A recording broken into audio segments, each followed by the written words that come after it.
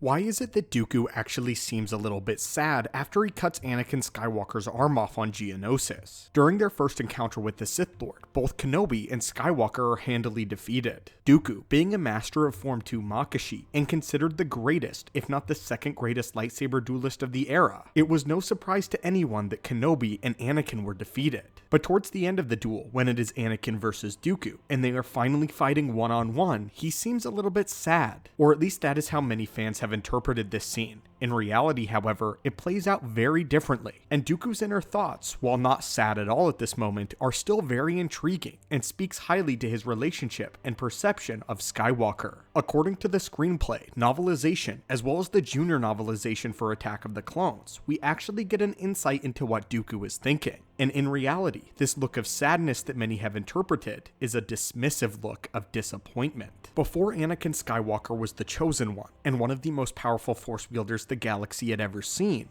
that role was filled by Dooku. Similar to Anakin, Dooku was a prodigy, and in many ways, he was the proto-Anakin. As a young Padawan, Dooku was in fact so skilled that many of the Jedi Masters were hesitant to select him for apprenticeship, believing that the boy needed special guidance and training very similar to Anakin. And when Grandmaster Yoda stepped in directly to train the boy, this was met with great hesitancy by the rest of the Jedi, as they believed that the Grandmaster's attention should be elsewhere. Also very similar to Anakin, Dooku at a young age grew disillusioned with the Jedi path and grew a fascination with the dark side. Dooku believed that the Jedi had fallen in far too deep with the politics on Coruscant, and that it was corrupting the true goals of their order. But again, similar to Anakin, not all of his motives were righteous. Dooku desired power and forbidden knowledge, and oftentimes would sneak behind the Council's back in pursuit of such knowledge. Dooku was considered the most powerful and skilled Jedi of his generation, his conviction unshaken,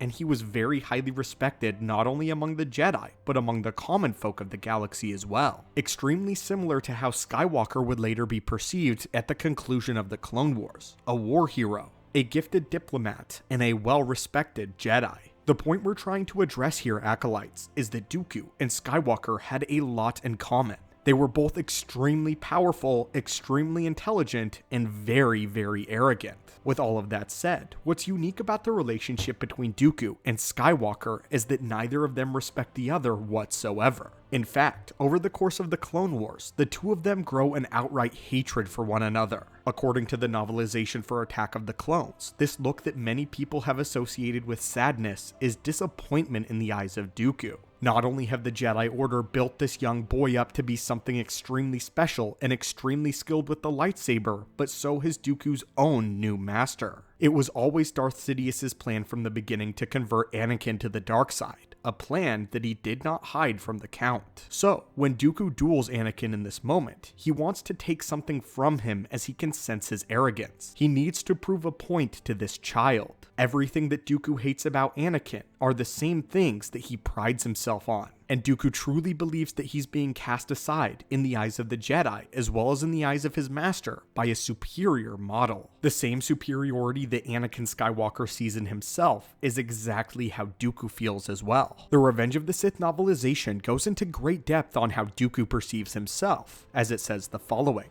the political heart of the Separatist Confederacy.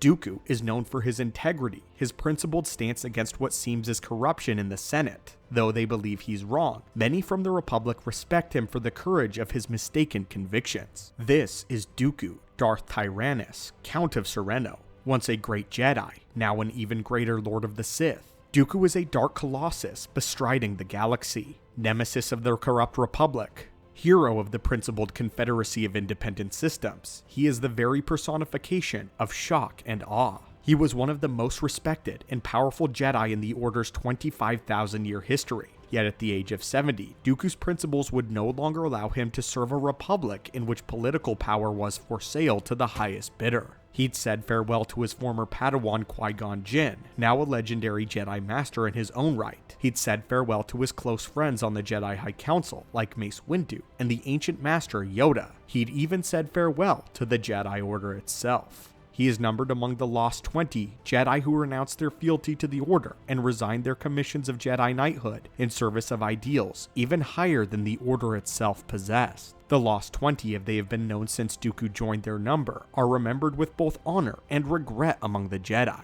Their images, sculpted from bronzenium, stand enshrined in the temple archives. Dooku, a man of such heritage, such principle, could never stoop to be lord of garbage heaps, chief of a horde of scavengers squabbling over scraps. The Republic, to him, nothing was more than this. Instead, he used all his great power and the great power of his family fortune and the vastly greater power of his unquestioning integrity to begin the cleansing of the galaxy from the fester of this so-called democracy. He is the icon of the separatist movement, its public face. He is to the Confederacy of Independent Systems what Palpatine is to the Republic. Dooku is the living symbol of the justice of its cause. And that, my friends, is the dismissive look that Dooku gives Anakin.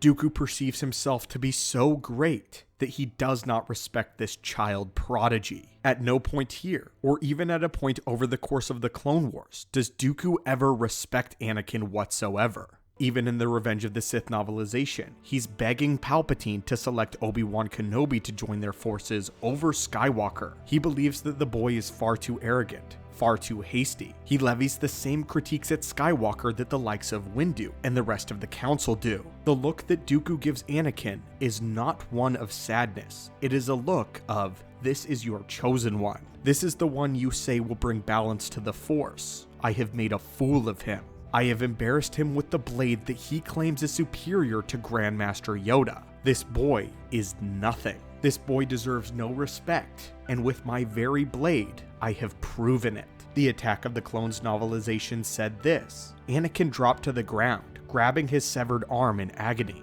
Dooku gave another one of his resigned shrugs, and so it ends, he said, for the second time. Some alternate legend sources, though, have also stated that they believe that Dooku was exhausted after this moment, that Skywalker, seeing Obi-Wan nearly killed by the Count, caused him to use the dark side against Dooku, enter a sort of rage, in the moment perhaps even righteous rage, and that Dooku's look here is one of exhaustion. However, according to the novelization for Attack of the Clones, as well as the very character of Dooku, I perceive this as being dismissive.